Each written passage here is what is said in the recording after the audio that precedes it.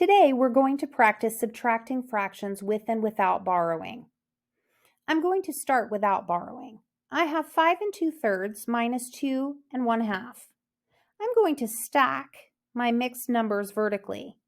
2 2/3 minus 2 1/2.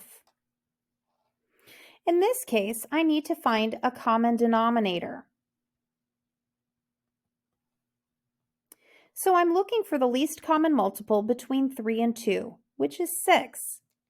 So I'm going to recopy my whole numbers of 5 and 2, and I'm going to create a common denominator of 6 using the least common multiple. I'm going to ask myself, what times 3 equals 6?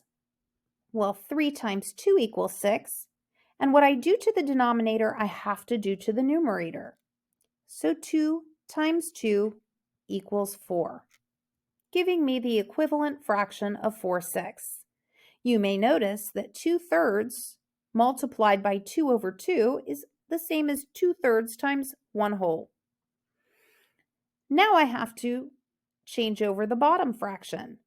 2 times 3 equals 6, and because I multiplied the denominator by 3 to get a denominator of 6, I have to multiply the numerator by 3, and 1 times 3 equals 3. Now that I have common denominators, I can go ahead and subtract. 4 minus 3 equals 1, so I have 1/6, and then I can subtract my whole numbers. 5 minus 2 equals 3. So my answer is 3 1/6. Sometimes, however, I have to borrow. So I'm going to try 5 1/4 minus 2 3/4.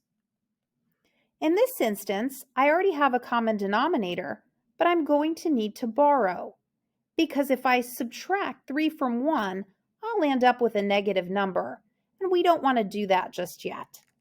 So I'm going to borrow from the 5, which will leave me with 4 wholes, and I'm going to add a whole to 1/4. Well, to add fractions, I have to have a common denominator. So I can create a whole by saying 4/4. Now I can go ahead and rewrite my expression.